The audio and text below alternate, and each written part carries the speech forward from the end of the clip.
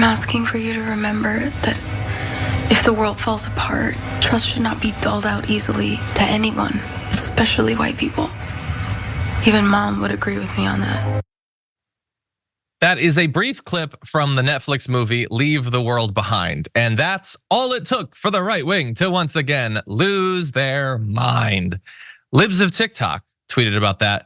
Netflix film called Leave the World Behind, produced by the Obamas, includes a scene demonizing white people. White people are the only group you're allowed and celebrated to be racist towards, and it will be put into movies by the most influential people.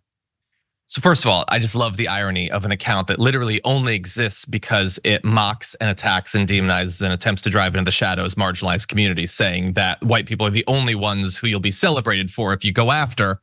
But also, I do have to admit before we have this conversation that I am coming into this conversation with a bit of a handicap, in that the massive right-wing attacks against Leave the World Behind have come from people who freely admit that they have not seen the movie, and I am burdened by having actually watched the movie.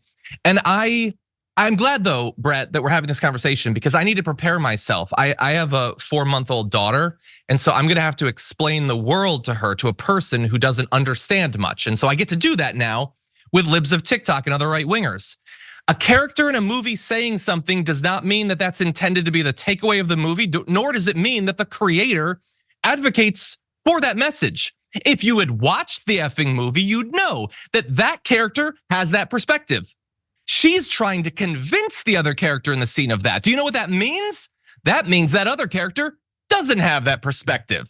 Maybe that character saying the line isn't intended to be the good guy in that particular case. Or maybe even if they are, you could learn about another person's perspective. Art sometimes has that as its intent or perhaps its effect. I don't know why I need to explain what the point of art is to people who are full grown ass adults. Just taking out one line. Villains in movies say bad things all the time. They're the bad guy. How do I need to explain what villainy in art is, Brett? Well, John, you're telling me that in Star Wars, we shouldn't watch Star Wars because someone in Star Wars blew up a planet? No, I think that movie Star means Wars that it's good to do that. Hence, George Lucas secretly wants us to blow up all kinds of planets. Is that what you're saying, John?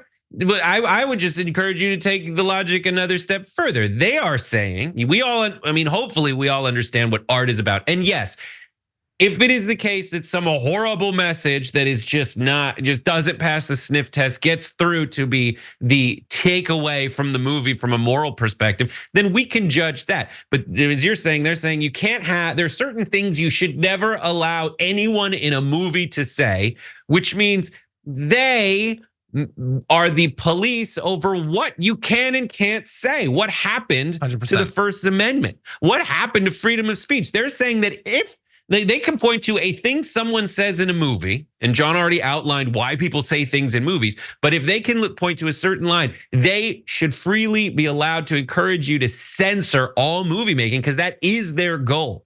Well, at least that's their implied goal if you only go one layer deep. But if you go multiple layer deeps, you realize it's all just a financial play to make money off of morons who like libs of TikTok and have an entire other entertainment ecosystem that makes cash. And I get a ton of emails from the Daily Wire Plus for no reason where they're trying to do exactly that for me. Yeah. Look, by the way, I think that they want to make movies and they should, but they should only be allowed to put into those movies lines that I'm okay with because I am a person. That is the only principle that libs of TikTok is putting forward here, except for behind the scenes, it's exactly what you said, which is all of their supposed concerns about cancel culture and freedom of speech and all of that it should have had the effect of telling you that this is something they think about constantly because it burns inside of them that they ever have to hear a thing that they don't like. And they don't want that to happen. They want these movies to not be made, or if they're made, to only say exactly what they want to hear in every specific instance. And my hunch is that's what Lady Ballers is. Like there are plenty of movies where there's like dudes playing chicks or trying to get away with the thing that is technically okay by the rules, but it's not in the spirit of the law. Like there's tons of movies where that happens. But at the end of the movie, they realize they're being a-holes. Mm-hmm. But libs of TikTok And the Daily Wire, I pretty much can guarantee you there's no moral takeaway at the end that is like, actually these people are the heels and they're bad and they're closed-minded. There's no good moral at the end of that story. Mm-hmm. Yeah, I honestly don't know what they're even going, because they have to at least try to have some sort of message. But they think that those are the good guys. No, they just are going to end the movie, weird. John. It's just going to all of a sudden end, which honestly, if you want to critique Leave the World Behind, that's the critique I'd make of it. It just kind of ends. Again, I'm burdened by the fact that I watched the film. It's so stupid that they don't understand. It's not unthinkable that a person like Chaya Raichik could send a tweet like that.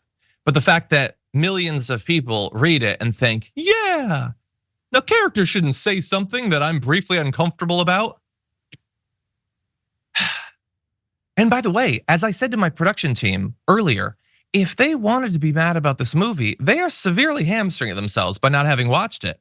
Because there's a portrayal of like a prepper that they could get way more angry about than some line from the trailer. But this is where their laziness really comes into conflict with their need to constantly be mad about art.